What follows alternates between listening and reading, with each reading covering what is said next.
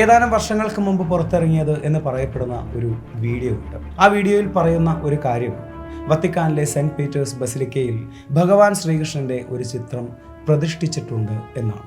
ഈ ചിത്രത്തിലേക്കൊന്ന് നോക്കിയാൽ നമുക്ക് കാണാൻ സാധിക്കും ഓലക്കുടയും ചൂടി നിൽക്കുന്ന, വേഷ്ടിയും ധരിച്ചിട്ടുള്ള, നെറ്റിച്ചുട്ടിയും കുണ്ടലങ്ങളും ധരിച്ചിട്ടുള്ള ഭഗവാൻ ശ്രീകൃഷ്ണനെ.